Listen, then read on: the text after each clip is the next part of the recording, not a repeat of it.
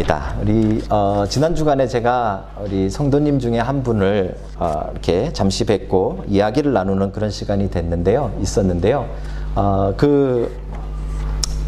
이렇게 이야기를 나누다가 그 성도님이 저에게 질문을 하나 하셨습니다. 어떤 질문이었는가 하면 지난주 설교에 관한 질문이었습니다. 지난주 설교 때 이제 영국에서 노예 해방이 결정 날 때 노예를 찬성하는 사람들이, 그죠? 함의 자손들은 종이 돼야 되니까 아프리카 사람들은 다 종이 돼도 좋다라는 주장을 펼쳤다 하는 이야기를 그분이 기억하신 거죠, 그죠? 그래서 그렇다면 목사님, 함의 자손들이, 그러니까 아프리카 사람들이 함의 자손이라는 근거가 어디 있습니까? 이런 질문을 했습니다. 대단한 질문 아닙니까, 여러분? 이런 질문 좀 하셔야 됩니다, 여러분. 그죠? 우리가 설교를 들으면 이게 궁금한 것이 생겨야 됩니다. 저는 영적 궁금함이라 생각합니다. 그죠? 하나님에 대해서 좀 더 알고 싶어 하고, 하나님 말씀에 조금 이해가 안 가는 부분들을 더 이렇게 궁금해하는 그런 현상이 우리에게 나타나야 됩니다. 신앙에 대해서는요. 그죠? 근데 대부분은 그냥 들으시고 그런가 보다. 둘 중에 하나인데, 뭐 다 아시거나, 그죠? 제가 이렇게 설교 하든 말든 다 아시거나, 아니면 안 들으시거나. 둘 중에 하나인 것 같아요. 그래도 간혹 우리 가운데 좀 잘 들으시는 분이 계십니다. 근데 궁금한 게 생긴 거죠. 제가 그분에게 이 10장을 가지고 이렇게 설명을 드렸습니다. 그 답이 어디에 나오는가 하면요. 우리가 9장 보고 10장을 건너뛰었는데 10장 그냥 족보해서 그냥 건너뛰었습니다. 그런데 이 10장 굉장히 중요한 내용들이 좀 많이 담겨져 있습니다. 특별히 그 중에 셈과 함과 야벳의 자손들의 이름이 쭉 등장하거든요. 그 중에 함의 자손들의 이름을 보면 구스라는 족속이 나오고요. 그 다음에 또 미스마일인가요? 미스라임이라는 족속이 나옵니다. 그죠? 이 구스는 에티오피아의 옛 이름이고요. 미스라임은 에집트의 옛날 이름입니다.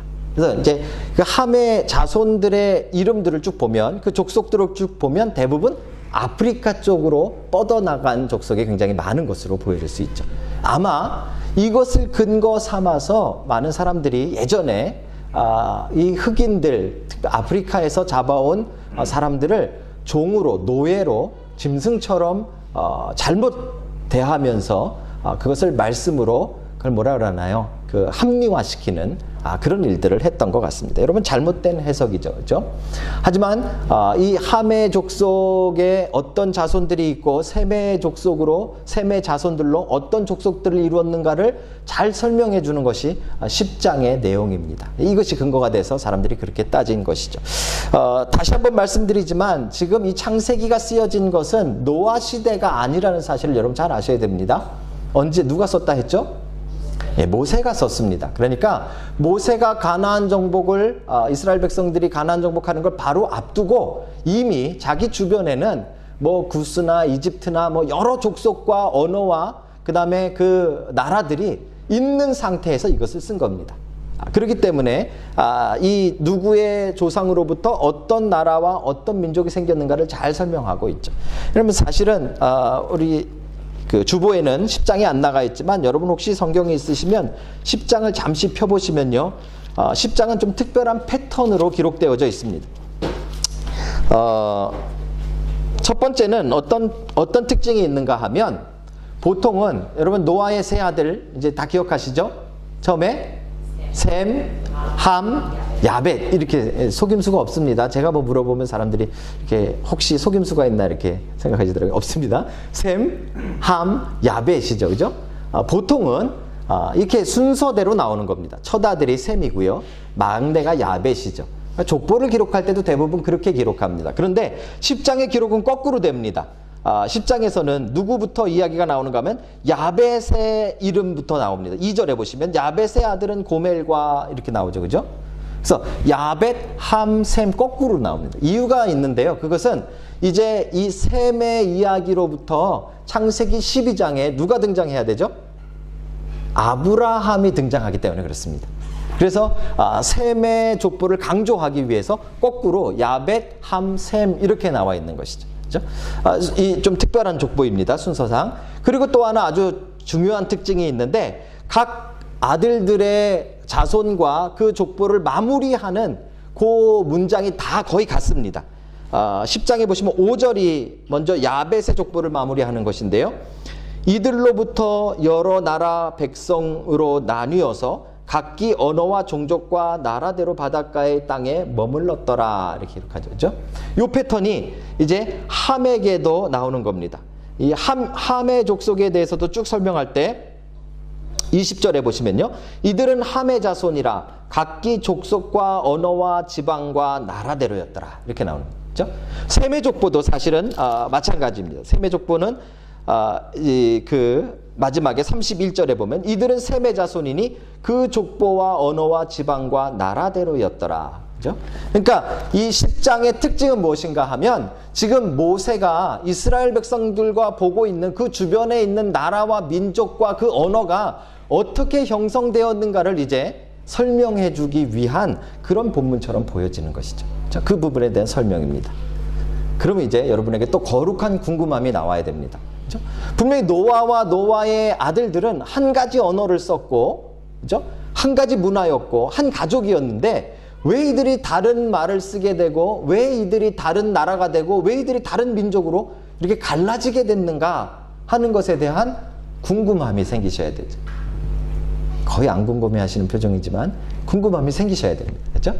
자, 그 궁금함을 설명하기 위한 본문이 오늘 우리가 선택한 11장 1절부터 9절까지의 본문입니다. 그리고 다시 셈의 족보가 나오는 것입니다. 그죠? 그러니까 지금 사실은 셈과 함과 야벳이라는 세 노아의 아들들이 어떻게 퍼졌고, 특별히 그 중에 셈의 자손들 가운데 어떻게 되다가 누가 누구를 낳아가지고 아브라함이라는 사람이 등장하는 것을 지금 모세가 기록하고 성경이 우리에게 말해주고 있는 것입니다. 그런데 중간에 보니까 갑자기 하나였던 언어가, 하나였던 민족이, 하나였던 나라가 갑자기 막 여러 나라가 되는 것에 대해서 설명이 필요한 것이죠. 그것이 11장 1절부터 9절까지의 설명인 것입니다. 그렇죠? 왜 나라가 나뉘어지게 되고 왜 언어가 나뉘어지게 됐는가 하는 인류의 이 언어와 나라와 민족에 대한 그 근거를 11장 1절부터 9절이 설명해 주고 있는 것입니다. 그런데 성경은 역사책이 아닙니다. 그죠? 그래서 그냥 역사책처럼 그냥 그래가지고 언어가 나뉘어지게 되고 누구 아들이 누구구나 이거를 따지려고 성경에 기록하지는 않았을 거 아닙니까?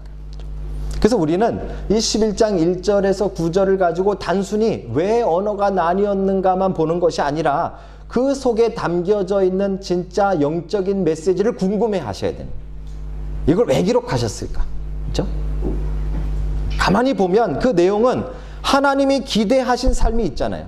노아를 통해서 새롭게 죄인들을 다 홍수에 멸하시고 노아라는 의인을 삼으시고 노아의 자손들로부터 새로운 세상을 여셨잖아요. 거기에 대해서 하나님의 기대가 있는 거예요. 하나님은 인간이 이렇게 사라졌으면 좋겠다라는 바람이 있으신 거예요.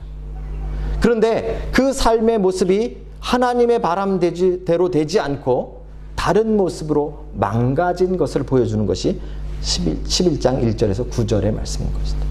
그래서 오늘 이 속에서 우리는 그렇다면 망가지지 않았다면 즉 여러분과 저는 망가지지 않은 하나님이 기대하시는 삶을 살아야 된다는 거죠. 하나님이 기대하시는 삶의 모습을 여러분과 제가 이 본문 가운데 찾아낼 수 있기를 주의 이름으로 축복합니다. 저는 오늘 제목에서 그거를 믿음의 삶이라는 표현으로 바꿨습니다. 하나님이 기대하셨던 삶은 아마 믿음의 삶인 것 같아요. 이것은 성경 전체에 그 이름을 타이틀을 붙이고 있기 때문에 그렇습니다. 그렇죠? 이 믿음의 삶이 도대체 무엇인가? 우리가 그냥 교회만 나오면 되는가? 아니면 그냥 우리가 성경책만 이렇게 들고 다니면 믿음의 삶이 되는가? 헌금만 내면 믿음의 삶인가? 아니라는 것을 우리는 알고 있습니다. 그렇죠? 도대체 성경이 말하는 믿음의 삶이 무엇인가? 오늘 여러분 그 말씀이 여러분 인생의 큰 도전이 되시기를 주의 이름으로 축복합니다. 자, 믿음의 삶이 무엇인가? 첫 번째로 보실까요? 자, 지금 아까 말씀드린 대로 노아와 그 아들들은 한 가지 언어를 사용했고요. 이제 하나님은 그들을 통해서 온 세상에 어떻게 하라 했죠? 생육하고 번성하고 땅에 충만하기를 바라셨습니다. 그렇죠? 그러면 이제 그 하나님이 기대한 대로 그들이 살았는지 그렇지 않았는지 그들의 삶의 모습이 표현되어져야 되는데 그 첫 번째 표현이 무엇인가 하면 2절입니다. 이에 그들이 동방으로 옮기다가 신할 평지를 만나 거기 거류하며 조금 조금 곤란한 본문인데요. 무슨 이야기인가 하면 어떻게 보면 우연처럼 들리는 한 표현이 있습니다. 이제 하나님의 기대대로 살지 않았던 인간의 모습을 뭐라고 설명했는가 하면 동쪽으로 옮겨가는 인생이라고 표현한 것입니다. 동쪽으로 옮겨가는 인생이 하나님이 기대하지 않은 인생이다. 이렇게 말하고 있는 것입니다. 좀 오래된 영화입니다만 1989년도에 이런 영화가 하나 한국의 불교 영화였는데요. 달마가 동쪽으로 간 까닭. 우리 어른들은 기억하시죠? 그죠? 그런 영화가 있었습니다. 영화를 보셔도 도대체 그분이 왜 그쪽으로 갔는지 도저히 알 수는 없습니다. 달마는 우리가 왜 동쪽으로 갔는지 알 수 없지만 성경에 사람들이 동쪽으로 갔다라는 게 무슨 뜻인지는 찾아내야 돼요. 자, 동쪽으로 사람들이 옮겨가기 시작한 건 언제부터 시작됐을까요? 창세기 3장에 보면 아담과 이브가 죄를 범한 다음에 에덴 동산에서 쫓겨나는 장면이 나오는데요. 3장 24절에 보시면 이렇게 나와 있습니다. 이와 같이 하나님이 그 사람을 쫓아내시고 에덴 동산 동쪽에 그룹들과 두루 도는 불칼을 두어 생명나무의 길을 지키게 하시니라. 이 무슨 말인가 하냐면요. 에덴 동산에서 아담과 이브는 죄를 졌기 때문에 더 이상 못 사는 겁니다. 그래서 그들은 이제 에덴 동산에서 떠나서 다른 곳으로 가서 살아야 되는데 어느 쪽 방향이에요? 동쪽으로 가서 사는 겁니다. 그리고 하나님은 이제 그 동쪽에서부터 에덴 동산으로 들어오지 못하도록 에덴 동산의 동쪽에 천사와 불칼을 드는 화영검이라고 옛날에 했죠. 불칼을 드는 천사들이 입구를 막게 하신 것이죠. 그죠? 성경에 이게 첫 번째로 동쪽으로 옮겨가는 인간의 모습이 나옵니다. 동쪽으로 옮겨가는 인간의 모습은 대부분 죄를 지은 다음에 나타납니다. 놀랍게도. 우연 같죠? 우연 같으니까 한 군데를 더 봅니다. 4장 16절인데요. 제가 읽어드리겠습니다. 가인이 하나님 앞에 죄를 짓고 아벨을 죽인 다음에 쫓겨나게 됩니다. 그때 이렇게 표현합니다. 16절에 가인이 여호와 앞을 떠나 에덴 동쪽 놋 땅에 거주하더니 어느 쪽이요? 동쪽으로 가잖아요. 그렇죠? 가인이 죄를 졌을 때도 동쪽으로 갑니다. 이게 우연일까요? 잘 생각해 봐야 됩니다. 그냥 우연일 수도 있습니다. 어떻게 막 하다 보니까 아담과 이브도 어떻게 하다 보니까 동쪽 갔고 가인도 어떻게 하다 보니까 동쪽으로 갔고 오늘 지금 노아의 이 자손들도 새로운 세상을 시작하는데 어떻게 하다 보니까 자꾸 동쪽으로 가는 것 같은 우연처럼 보일 때가 참 많아요. 그렇죠? 만약 그렇다면 오늘 같은 본문에서 사실 동쪽으로 옮겼다는 것이 그렇게 의미를 가질 리가 없죠. 기록할 이유가 없습니다. 아마 동쪽으로 옮기는 건 뭔가 좀 특별한 의미가 있기 때문에 그렇지 않나 이렇게 생각하셔야 됩니다. 어디서 우리가 이 동쪽과 뭐 서쪽 이걸 어디서 찾아볼 수 있는가 하면 먼저 하나님이 약속하신 가나안 땅, 하나님의 나라에 들어갔던 이스라엘 백성들의 방향을 보시면 됩니다. 자, 여러분이 보시는 쪽에서 제가 그림을 그리겠습니다. 이 이스라엘은 약간 이렇게 좀 기다랗게 생겨 있죠, 그죠? 이쪽 서쪽에는 지중해가 있습니다. 그죠? 그리고 이 동쪽, 그 다음에 길게 나라가 있고요. 이 나라의 중간에 약간 이 동쪽편에 뭐가 있는가 하면 요단강이 있습니다. 요단강. 이스라엘 백성들이 가나안을 들어갈 때, 하나님의 약속하신 그 땅을 들어갈 때, 하나님이 원하시는 삶으로 들어갈 때, 그들은 어떻게 들어갔는가 하면, 동쪽에서 서쪽으로 들어갔습니다. 그죠? 요단강을 건넜잖아요. 여러분, 저는 이게 늘 어렸을 때 늘 궁금했어요. 왜 요단강을 건너갔을까? 사실은 애굽에서부터 탈출했기 때문에 맨 처음에 그들이 시도했던 대로 어디가 제일 쇼커트입니까? 남쪽이 가장 쇼커트입니다. 그죠? 남쪽에서 그냥 이렇게 올라가면 됩니다. 그들이 뱅글뱅글 돌았던 광야도 대부분이 남쪽에 있습니다. 그러니까 사실은 하나님이 말씀하신 그 가나안 땅에 들어가려면 그냥 남쪽에서 바로 올라가면 가장 가깝고 강도 안 건너도 되고 아주 쉬운 길이죠. 그런데 이들은 굳이 이렇게 뺑 돌아가지고 이 동쪽에서부터 요단강을 건너서 서쪽으로 들어가고 있다는 사실. 우연일까요? 이것이 우연이 아니라는 증거가 성막에서 나타납니다. 성막은 약간 길다란 직사각형 모양으로 그 뜰이 구성되어져 있는데 성경대로 표현하자면 이 널판지를 가지고 이 벽을 쌓았습니다. 그죠? 북쪽에 20개의 널판지를 쌓습니다. 그리고 남쪽에도 20개의 널판지를 쌓습니다. 그리고 이 서쪽 끝에에 6개의 널판지를 쌓습니다. 그러니까 여기는 이렇게 짧고 여기는 긴 모양의 이 성막들이 구성되어져 있다는 것이죠. 그죠? 문은 어디에 있는가 하면 서쪽에 문이 없습니다. 문은 이 동쪽에 항상 문이 있습니다. 이스라엘 백성들이 어디를 가든지 간에 광야에서 뺑글뺑글 돌 때도 이 성막은 항상 이스라엘 백성들 지파의 맨 가운데 하나님의 임재하심의 상징으로 늘 세워야 했습니다. 근데 세울 때 그냥 세우는 것이 아니라 항상 입군을 동쪽에 두게 했다는 것이죠. 그렇죠? 그리고 그러니까 이제 죄를 지은 인간이 하나님 앞에 제사를 지내고 하나님을 만나고 속죄함을 받기 위해서는 이제 어떻게 해야 되는가 하면 동쪽에서부터 그 나 있는 문을 통과해서 서쪽 방향으로 들어가는 겁니다. 들어가자마자 거기서 동물을 잡고 그 번제단에서 제사를 지내고 서쪽을 바라보고 서쪽에서부터 죄사함이 선포되는 것이죠. 서쪽에 뭐가 있습니까? 지성소가 있습니다. 그렇죠? 이 방향은 성경에서 절대로 틀리지 않습니다. 항상 이렇게 하게 하셨습니다. 왜 그럴까요? 여기에 의도가 있는 것입니다. 하나님은 어디나 계십니다. 동쪽, 서쪽, 남쪽 하나님은 어느 곳에나 계십니다. 하지만 지금 인간이 상징적으로 자기의 방향, 자기가 원하는 길, 인간의 뜻대로 가는 방향을 계속해서 성경은 동쪽으로 갔다라고 표현하는 것이고 반대로 하나님을 향해서 가는 방향을 항상 서쪽으로 표현하는 것입니다. 그렇죠? 뭘 말씀하기 위해서 그렇습니까?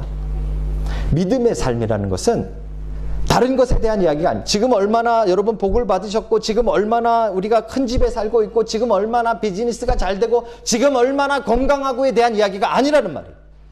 믿음에 관한 이야기는 인생의 방향에 대한 부분입니다. 우리가 하나님 쪽을 향해서 계속 가고 살아가고 있느냐 아니면 내가 원하는 쪽을 향해서 가고 있느냐는 것이죠. 내가 바라는 돈을 향해서 가고 있느냐, 내가 바라는 명예를 향해서 가고 있느냐, 내가 바라는 내 인생의 성공을 향해서 가고 있느냐 아니면 하나님을 향해서 가고 있느냐. 이걸 우리는 구별해야 되는 겁니다. 성경은 지금 이 처음에 노아로 인해서 새롭게 시작된 이 인간들이 살고 있는 삶의 모습을 제일 먼저 기록하고 있는 것이 바로 동방으로 옮기다가입니다. 무슨 말이에요? 하나님을 등지고 가고 있는 거예요. 하나님을 모른 척하고 가고 있는 거예요. 자기들이 원하는 방향으로 가는 거예요. 자기들이 세우는 목표대로 살아가는 거예요. 사랑하는 성도 여러분, 믿음의 길, 믿음의 삶이란 무엇입니까? 인생의 방향이 바뀌는 것입니다. 동쪽을 향하던 우리들이 하나님 쪽을 향하는 거예요. 이게 이제 상징적이니까 여러분 꼭 동쪽이 어떻고 서쪽이 어떻고 이렇게 미신적으로는 생각 안 하셔도 됩니다. 중요한 것은 그 성경이 계속해서 서쪽에 하나님이 계신 것처럼 이야기하고 동쪽에서부터 서쪽을 향하도록 회개하는 모습을 그리고 있다는 사실. 우리가 하나님 앞에 살아가기 위해서는 계속해서 하나님을 향해서 하나님의 방향으로 우리의 인생의 방향 자체가 바뀌어버려야 된다는 것이죠. 여러분 믿음의 삶을 사시길 주님의 이름으로 축복합니다. 믿음의 삶은 지금 얼마나 빨리 가고 있느냐 이것도 아닙니다. 믿음의 삶을 살고 있는가 여러분들이 돌아보시려면 지금 내가 얼마나 하나님의 복을 받아서 얼마나 신나게 얼마나 편안하게 얼마나 잘 먹고 잘 살고 있느냐 이것도 아닙니다. 지금은 고난일 수 있고 지금은 어려울 수도 있고 지금은 힘들 수도 있지만 지금 내가 가고 있는 방향이 하나님을 향하고 있는 그것이 믿음의 삶입니다. 여러분 믿음의 삶을 사시길 주님의 이름으로 축복합니다. 하나님으로 여러분의 인생의 방향을 바꾸십시오. 그렇죠? 여러분 뭘 보고 가고 있습니까? 뭘 향해서 가고 있습니까? 정말 여러분 하나님을 향해서 가고 있습니까? 하나님을 보고 가고 있습니까? 여러분과 저의 인생이 하나님을 향한 방향으로 그 방향이 바뀌는 은혜가 있기를 주의 이름으로 축복합니다. 그게 첫 번째 믿음의 삶이라고 성경이 우리에게 가르쳐주고 있는 것입니다. 삶의 방향이 바뀌는 것. 두 번째는요, 이 믿음의 삶은 어떻게 사는 것인가? 재미있게도 오늘 본문에 보시면 이들이 모여가지고 이제 동방으로 옮기다가 시날이라는 평지에 다다르게 되자 거기서 한 가지 결정을 합니다. 이제 탑을 쌓자라고 결정하는데 재밌는 표현이 하나 나오죠. 자, 벽돌을 만들어 견고히 굽자. 이거 우리 탑을 쌓으려니까 당연히 벽돌을 구웠나 보다 생각하겠지만요. 이거는 그 당시에 인류에게 최고의, 지금의 IT 기술 최고보다도 더 놀라운 기술일지 몰라요. 그 전까지는 뭘 쌓고 뭘 만들려면 있는 돌 그대로 쓰거나 그 돌을 조금 다듬어서 써야 됐어요. 여러분, 그것은 한계가 있습니다. 벽돌로 집 지어보신 분들은 여러분 높이 올릴 수가 없어요. 어느 정도 이상 넘어가면 이게 다 균형이 안 맞기 때문에 안 됩니다. 그런데 그냥 돌로는 안 돼요. 그런데 벽돌은 돼요. 왜요? 규격을 같이 만들거든. 모양을 똑같이 만들거든. 엄청난 기술이에요. 지금 여러분 핸드폰 보고 놀라실 일이 아니라 그 당시 벽돌 보고 놀란 거예요. 사람들은. 이 엄청난 기술이죠. 이 기술을 동원해서 뭘 하자? 탑을 쌓자 이렇게 결정한 거예요. 자, 탑을 쌓자 하면서 탑을 쌓는 목적을 이야기하는데 이유가 있는데 4절인데요. 또 말하되 성읍과 탑을 건설하여 그 탑 꼭대기를 하늘에 닿게 하여 뭐라고요? 우리 이름을 내고. 이게 탑을 쌓는 목적이에요. 그들의 삶의 모습을 뭐라고 설명하는가 하면 우리 이름을 내기 위한 삶 이렇게 표현하거든요. 많이 들었던 표현 아닙니까? 우리 창세기 6장에서 이미 이 부분을 다뤘어요.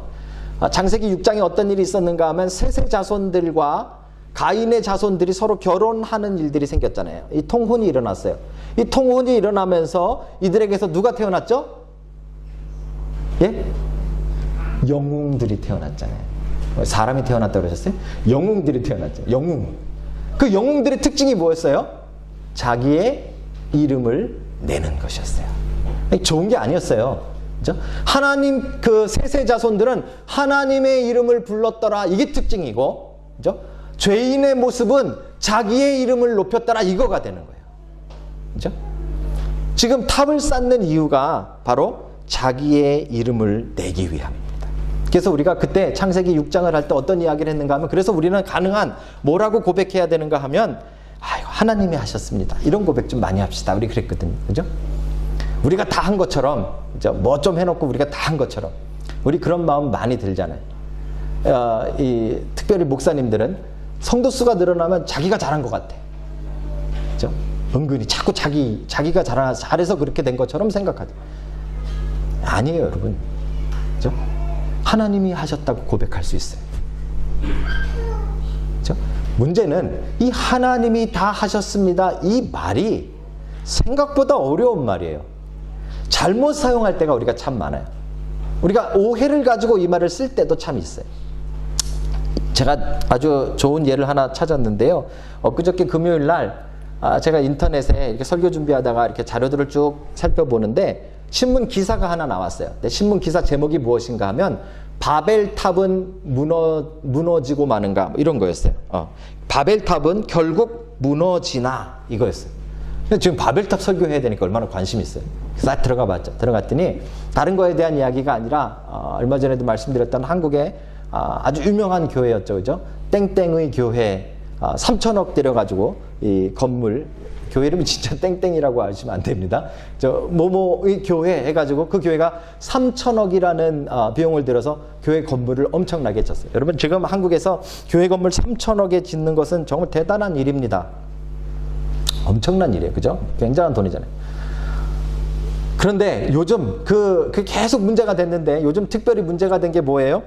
이 겉으로 볼 땐 괜찮은데 밑에 쪽으로 이 공용 도로 밑으로 이렇게 파고 들어가서 예배당을 크게 넓혔어요. 하필이면 그렇게 이 도로 밑에 이렇게 파고 들어간 점용한 부분이 강대상 쪽이라고 합니다.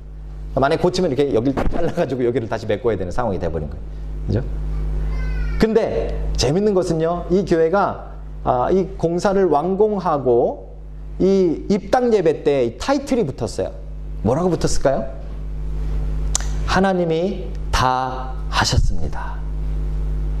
이게 그게 그 교회가 이제 3천억짜리 예배당을 짓고 입당 예배를 드리며 하나님께 영광 돌리기 위해서 썼던 문구가 하나님이 다 하셨습니다. 사실 그 당시에는 굉장히 멋있어 보여서 대단한 일이잖아요. 대단한 건물을 지었는데 그것이 우리가 한 것이 아니라 하나님이 다 하셨습니다. 이렇게 고백했으면 얼마나 대단해. 그렇죠? 근데 이게 시간이 지나면서 이제 이 문구가 아주 부끄러운 문구가 돼버렸어요. 그렇죠? 왜요? 중간에 불법이 있었고 중간에 로비가 있었고 안 되는 걸 억지로 해낸 그런 안 되는 일들이 있었기 때문에 하나님이 다 하셨습니다. 이렇게 말해버리면 하나님께 핑계를 대는 것처럼 돼버리는 거죠. 이거 하나님이 불법을 저지르십니까? 그렇지 않잖아요. 그렇죠? 그래서 하나님이 다 하셨습니다라는 이 문구도 사실은 굉장히 이렇게 쉽게 쓸 수 있는 것이 아니라 굉장히 조심해서 써야 되는 문구인 거죠. 왜 그런가? 제가 열심히 생각해 봤더니요. 이유가 하나 있어요. 거기에는 우리의 성공주의에 대한 오해가 있기 때문에. 여러분, 언제 하나님이 다 하셨습니다라고 말하면 정말 멋있게 느껴질까요? 큰 건물 졌을 때 하나님이 하셨습니다. 성도 수가 갑자기 10,000명, 20,000명에 대해서 막 부흥했을 때 하나님이 하셨습니다. 그렇죠? 장사하시는 분들은 정말 막 비즈니스가 너무 잘 돼가지고 막 자기가 생각한 것보다 너무너무 잘 돼가지고 2호점, 3호점, 4호점, 5호점, 6호점 계속 냈어요. 하나님이 하셨습니다. 우리는 이때만 하나님이 하셨습니다라는 말을 쓰고 싶어 합니다. 왜냐하면 그것이 성공이고 성공은 하나님께 영광을 돌리는 일이라고 생각하고 있기 때문에 그래요. 잘 들으셔야 됩니다, 여러분. 우리의 오해가 여기에 있어요. 여러분 잘 생각해 보세요. 지금의 한국의 상황에서 교회들이 재정적으로 그것이 올바로 쓰여지는지 의심을 받고 사람들이 지금 눈을 부릅뜨고 있는 그런 상황에서 3,000억짜리 교회 건물을 짓고 하나님이 하셨습니다라고 고백하는 것이 하나님이 영광 받으시겠습니까? 아니면 여러분 지금 북한에는 아직도 6.25 이후로 아직도 신앙을 버리지 않고 신앙생활하다 돌아가시는 분들이 계세요. 이불 속에 숨어서 자기 가족들에게도 자신이 크리스찬이라고 말하지 못하고 평생 전도 한번 못하고 평생 헌금 한번 못하고 평생 예배 한번 제대로 드려보지 못하고 이불 속에 쪼그리고 들어가가지고 밤마다 하나님을 조용조용하게 불러가면서 기도하고 50년 60년 그렇게 살다가 아무것도 못하고 명이 다해서 죽을 때 그 사람이 하나님이 다 하셨습니다 라고 말한다면 여러분 어느 것이 더 하나님이 영광 받으시겠습니까? 뭐가 문제입니까? 우리가 오해하는 것이 있어요. 지금 이 바벨탑 때 사람들이 가졌던 똑같은 마음을 우리가 가지고 있는 거예요. 탑을 높이 쌓고 최고의 기술을 동원하면 자신들의 이름이 나올 것이라는 오해를 가지고 있어요. 그래서 오히려 우리는 사실 말로는 하나님이 하셨습니다. 하나님이 다 도와주셨어요. 이렇게 말하지만 사실 우리가 잘 되고 세상이 사람들이 말하는 성공이 이루어지면 우리 속에는 자꾸 우리의 이름을 내걸고자 하는 유혹이 가득한 거예요. 그렇죠? 그래서 아무리 겉으로 하나님이 다 하셨습니다 말을 해도 하나님이 영광 받지 않으시는 거예요. 하지만 여러분 고난 속에서 어려움 속에서 힘든 상황 속에서 핍박 속에서 어떻게 보면 남들은 하나도 부러워하지 않는 그 어려운 삶을 묵묵히 믿음으로 살아가면서 그 속에서도 하나님이 함께 하시고 그 속에서도 하나님이 위로하시고 그 속에서도 하나님이 동행하신다는 것을 철저히 믿고 버리지 않고 살다가 하나님께 영광 돌리는 것이 정말 하나님의 이름을 내놓는 것인지도 모릅니다, 여러분. 자꾸 뭔가를 크게 만들어내고 큰 성공을 이루어야 하나님이 영광 받는다는 착각을 우리는 버려야 돼요. 큰 일이 이루어지면 바벨탑 때와 똑같이 우리의 이름이 드러납니다. 그렇죠? 믿음의 삶이란 무엇입니까? 바로 이 인생의 목적이 바뀌는 것입니다. 더 이상은 내 이름을 위해서 사는 것이 아닙니다. 더 이상은 내 성공을 위해서 살아가는 것이 아닙니다. 더 이상은 내 이름을 내걸기 위해서 영웅처럼 살아가는 인생이 아니라 어떻게 보면 세세 자손들처럼 비실비실하고 아무것도 아닌 것 같았지만 하나님의 이름을 부르고 하나님의 이름을 높이고 하나님의 이름을 위하여 살아가는 인생의 목적이 달라지는 것, 이게 믿음의 삶인 것입니다. 교회 얼마나 많이 나왔는가, 또 성경책 얼마나 많이 읽었는가, 예배 얼마나 안 빠지는가, 다 중요합니다. 헌금 얼마나 많이 했는가, 다 중요합니다. 그런데 여러분, 그것을 믿음의 삶이라고 성경은 말하고 있지 않습니다. 성경이 말하는 믿음의 삶은 이제 여지까지는 나를 위해 살았는데, 여지까지는 내 목적을 위해서 살았는데, 내 이름을 내걸기 위해 살았는데, 이제부터는 내가 하나님의 이름을 위해서 살아야겠다는 목적이 바뀌는 것이 믿음의 삶입니다. 여러분, 그 믿음으로 사는 인생 사시길 주님의 이름으로 축복합니다. 꼭 성공하고 뭔가 이루고 성취하고 커져야지만 하나님이 영광 받으시는 거 아닙니다. 고난 속에서도 묵묵히 하나님께 영광 돌리십시오. 그렇죠? 어려움 속에서도 묵묵히 하나님께 영광 돌리십시오. 힘듦 속에서도 하나님의 이름을 우리의 이름보다 더 내거는 여러분 되시길 주님의 이름으로 축복합니다. 마지막입니다. 마지막으로, 자, 믿음으로 산다는 것의 마지막 모습은 무엇일까? 재밌게도 탑을 쌓았다라는 것을 우리가 좀 주목해 봐야 됩니다. 왜 하필 탑을 쌓았을까?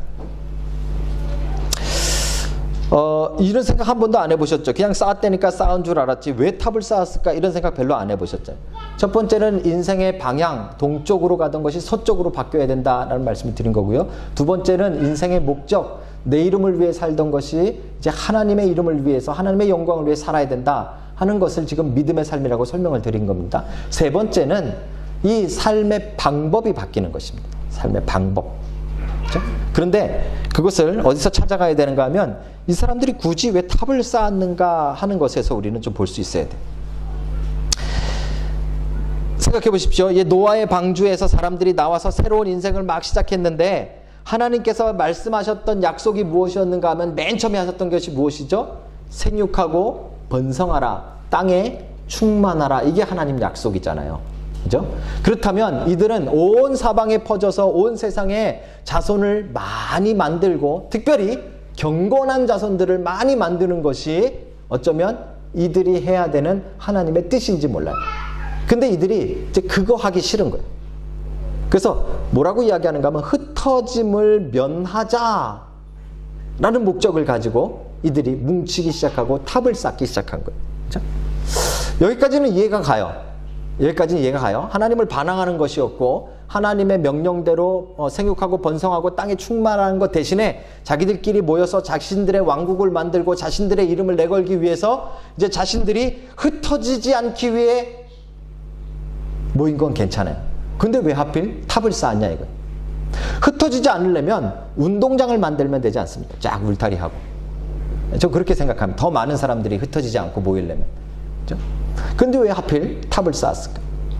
여기 뭐 하늘에 닿았다 그러니까 닿게 하여 라는 목표를 설정하니까 사람들이 이거 진짜 탑을 쌓아가지고 막 하나님이 계신 하늘로 올라갈 그렇지는 않습니다. 그렇게까지 쌓지도 못했습니다. 그죠? 그게 아니고요. 여기서 말하고자 하는 건 다른 의미가 있습니다. 흩어짐을 면하자는 것에 우리가 좀 주목해 봐야 됩니다. 하나님은 노아에게 약속을 하셨는데 생육하고 번성하라 해놓으시고 그 다음에 무지개를 보여주시면서 이렇게 약속하셨습니다. 뭐라고 약속하셨죠? 다시는 물로 심판하지 않겠다 약속하신 거예요. 근데 오늘 이 사람들이 굳이 탑을 쌓는 이유는 무엇일까요? 예? 물 심판을 두려워하는 거예요. 흩어지지 않고 하늘까지 높이 쌓아서 아무리 비가 오고 아무리 물이 차도 우리는 꼭대기에 올라가서 살 수 있다라고 생각하는 거예요. 이 생각은 어디서 나온 거예요? 자신들의 경험에서 나온 거예요. 자신들의 조상인 노아가 거의 홍수를 경험했기 때문에 또 홍수로 우리가 망할지 모른다는 생각에 탑을 쌓은 거예요. 그렇죠? 자신들의 경험대로 살다 보니까 뭐를 버렸어요? 하나님의 약속을 버린 거예요. 하나님 분명히 약속하셨어요. 무지개까지 보여주면서 다시는 물로 심판하지 않겠다라고 약속하셨어요. 만약에 그것을 믿는다면 탑을 쌓을 필요가 없어요. 왜요? 다시는 물로 심판이 없기 때문에. 오히려 탑은 불 나면 더 무서워요. 아시잖아요. 그죠? 이 사람들은 지금 뭘 하고 있는 건가 하면 하나님을 믿지 않고 있는 거예요. 하나님의 약속을 믿지 않는 거예요. 삶의 방식이 이것인 거예요. 하나님의 약속을 믿지 않고 경험에 따라서 살아가는 거예요. 이게 이들의 삶의 모습인 거예요. 그렇다면 하나님이 기대하셨던 반대의 삶은, 믿음의 삶은 무엇이에요? 하나님의 약속을 붙잡고 살아가는 거예요. 그렇죠? 이렇게 바뀌는 거예요. 우리의 인생이 방향도 바뀌고 목적도 바뀌고 실질적인 방법에 있어서 우리는 매일매일 하루하루 어떻게 살아야 되는가 하면, 우리가 왜 설교를 중요하다고 이야기하고 말씀 읽기를 중요하다고 말씀을 드리는가 하면, 여러분들이 붙잡고 살아가야 될 그 방법은 하나님의 말씀이기 때문에. 놀랍게도 저를 포함해서 우리는 경험을 의지해서 살아갑니다. 그렇죠? 우리는 우리 경험대로 살아요. 이거 해보니까 안 되고 저거 해보니까 이러니까 이렇게 가자. 그렇게 해서 우리 인생을 판단하자. 아무리 안 됐던 일이라도 하나님이 말씀하시면, 하나님이 약속하시면 되겠다라고 가는 길이 별로 없잖아요. 그래서 제가 굳이 이것을 믿음의 삶이라고 표현해 놓은 거예요. 믿음의 삶은 하나님의 약속을 붙들고 살아가는 것입니다. 사랑하는 성도 여러분, 믿음의 삶을 사시길 주님의 이름으로 축복합니다. 자, 여러분, 하나님이 뭐라고 약속하셨을까요? 여러분, 하나님이 약속하신 것 무엇인지 잘 생각해 보세요. 하나님께서 이렇게 말씀하셨죠. 너희들이 돈을 많이 벌라. 돈을 많이 벌면 인생이 평안하리라. 약속하셨죠? 그거는 우리의 경험에서 나온 생각이에요. 그렇잖아요. 너희가 큰 집을 사라. 큰 집을 사면 너희가 더 편안하게 잠잘 수 있으리라. 하나님 약속하셨죠? 죄송하지만 성경엔 그런 약속이 전혀 없어요. 그냥 우리의 경험에서 나온 거예요. 놀랍게도 근데 우리의 삶의 방식을 보십시오. 돈이 많으면 행복해질 거라고 생각하시잖아요. 저도 그래요. 우리 인생의 삶의 방식을 보십시오. 작은 집보다 좀 더 큰 집, 좀 더 큰 집으로 화장실 하나, 둘, 셋, 넷 그거 넓히다 우리 끝나잖아요. 이게 다 어디서 나오는 거예요? 하나님의 약속하고는 상관없어요. 우리의 경험에서 나오는 거예요. 하나님의 약속은 무엇이었어요? 주 예수를 믿으라. 그리하면 너와 내 집이 구원을 얻으리라. 그렇죠? 그리고 예수님께서 우리를 위하여 십자가에 달려 돌아가시며 우리의 죄를 사하셨다고 성경은 약속하셨잖아요. 그럼 뭐라 하셨어요? 수고하고 무거운 짐진 자 다 내게로 오라. 내가 너희를 쉬게 하리라. 근데 우리 힘들면 어디 갑니까? 술집 가잖아요. 힘들면 어디 갑니까? 친구 찾아가잖아요. 짐이 무거우면 뭐 합니까? 그냥 앉아서 울잖아요. 잘못 사는 거예요. 우리 경험대로 사는 거예요. 믿음의 삶이란 하나님의 약속을 믿는 삶으로 삶이 바뀌는 것이에요. 하나님 분명히 수고하고 무거운 짐진자 다 내게로 오라 하셨으면 그에게로 가서, 예수께로 가서, 하나님께로 가서 우리의 짐을 내려놓고 평안을 누리는 것이 믿음의 삶인 거예요. 내가 아무리 큰 죄를 지고 내가 아무리 큰 실수를 했을지라도 우리 주님께서 날 위해 십자가에 달려 돌아가심으로 그 피 흘림으로 내가 용서함을 받았다고 믿는 믿음으로 사는 것이 믿음으로 사는 삶인 거잖아요. 사랑하는 성도 여러분, 바벨탑을 쌓았던 사람들은 하나님의 약속, 다시는 물로 심판하지 아니하리라는 이 약속을 안 믿었기에 탑을 쌓은 거예요. 그들의 경험 때문에. 놀랍게도 우리도 말씀이 아닌 경험을 따라 살아가고 있다는 것이죠. 사랑하는 성도 여러분, 오늘 우리의 인생이 멈춰지고 이제 이 삶의 방법이 믿음의 방법으로 바뀌기를 주님의 이름으로 축복합니다. 그렇죠? 여러분, 이제 탑을 쌓는 그 인생을 버리시고 하나님의 말씀을 붙들고 그 가운데 평강을 누리는 그런 인생들이 다 되시기를 주님의 이름으로 축복합니다. 믿음의 삶, 말씀을 맺겠습니다. 이렇게 바뀌었습니다. 방향이 바뀌는 거죠. 그렇죠? 자기의 방향, 동쪽 방향으로 가던 것을 멈추고 돌이켜 하나님의 방향으로 바꾸는 것입니다. 믿음의 삶, 그 목적이 바뀌는 거예요. 나를 위해서 살아가던 그 내 이름을 내걸겠다는 그 열정들을 다 내려놓고 하나님의 영광을 위해 살기로 바뀌는 것이에요. 믿음의 삶, 그 방법이 바뀌는 거예요. 내 경험에 따라서 지혜롭게 사는 것 같지만 여러분, 경험을 따라 사는 것은 믿음의 삶이 아니에요. 믿음의 삶은 하나님의 말씀을 믿고 살아가는 거예요. 하나님의 약속대로 여러분, 오늘도 여러분의 삶이 믿음의 삶으로 바뀌는 놀라운 은혜가 있기를 주님의 이름으로 축복합니다. 기도하시겠습니다.